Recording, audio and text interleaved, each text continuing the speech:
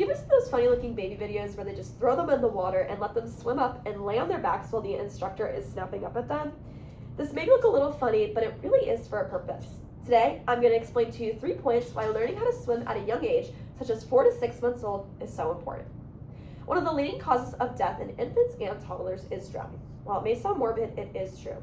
As somebody that teaches kids how to swim year-round, I know the risks that come with teaching children how to swim, and the benefits that come with teaching children how to swim. In this speech, I will go over 3 points: the risks associated with not knowing how to swim at a young age, why starting lessons at 4 to 6 months old is so important, and how to gain lessons, even in a landlocked state such as Tennessee. First, let's have a look at the risks associated with not knowing how to swim at a young age. Some of the risks are obvious: drowning and a risk of injury or death around water. However, it can also cause complete fear of water when growing up, leading to rough bath times and more complications while growing. Drowning is the second leading cause of death of unintentional injury for children ages 4 to 15. According to the Center for Disease Control and Prevention, more children ages 1 to 4 die from drowning than any other cause of death. Drowning is also extremely prevalent in especially boys, and the likelihood of drowning only increases in age. According to the Children's Safety Network, boys account for 3 in 4 child drowning deaths, and many minorities are also significantly more likely to drown. This means that swim lessons is of the utmost importance for these groups. Not learning how to swim can also come with more effects than just drowning. While yes, this is the obvious effect, it can cause injury, fear, and anxiety about water. The American Red Cross reports that fear is listed as the top reason for not knowing how to swim, both as a child and as an adult. This starts right here at the source, and that is not being exposed to water at an early age, making fear more common in young adults and even adults themselves. For example, a cool story I heard while teaching a mommy being class in Jacksonville last year: the family had just moved to Florida from a Midwestern landlocked state, and they didn't even know how to swim. However, they wanted their child to learn how to swim so they could also have the courage to learn. Another point is that they can miss out on social events, and even things like beach vacations or boating, which is a huge thing right here in Tennessee.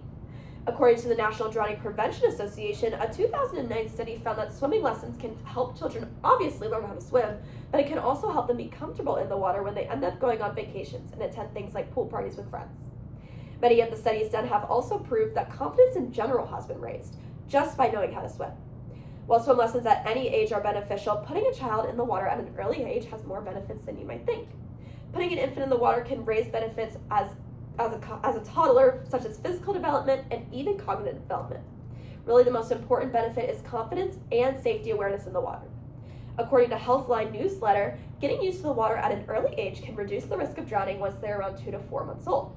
Really, this means while yes, it may not click in a baby's brain right at 4 to 6 months old, repeating these skills and reinforcing them to the point and beyond 2 years old is extremely effective.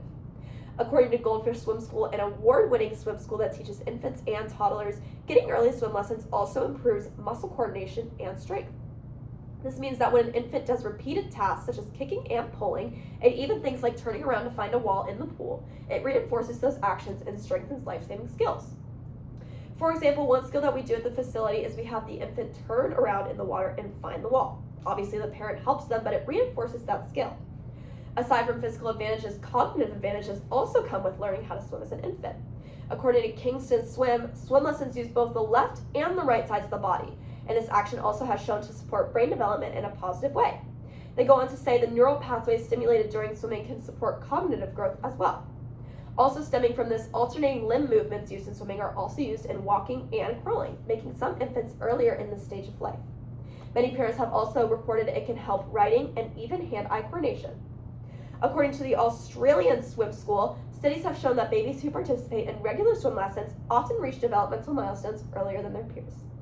These facts might be a little unbelievable, but it is true, and many developmental aspects come with keeping your little one active. Now that we have examined the benefits of swim lessons and the risks of not having them, we can dive deeper on how to get involved in swim lessons and how to prevent incidents outside of swim lessons. Getting a child into swim lessons may seem hard, especially in landlocked states where it may not seem important, but it is easier than one might think. There are many swim lesson opportunities all over the state of Tennessee, but many start with the local YMCA facility.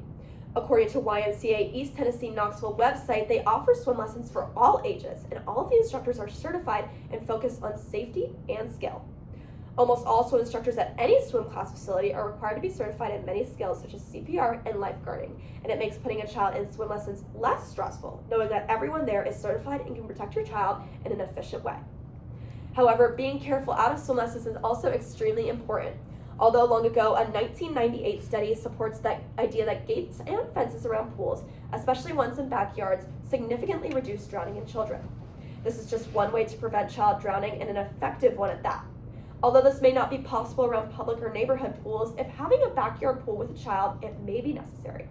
For example, according to the Children's Safety Network, most children ages 1 to 4 drown in home swimming pools. And according to Hubbard Swim, the American Academy of Pediatrics states that parents with children under the age of 5 need to be in arm's reach of their child while they're swimming. This is so if a child slips or gets distracted, the parent is in arm's reach and can get to the child as quickly as possible. Plus, practicing in shallow water to swim outside of swim lessons isn't bad either. According to a 2018 study from the Research Center in Sports Sciences, it states that the children who practiced more frequently in water that was shallow generated greater aquatic competence in preschool children.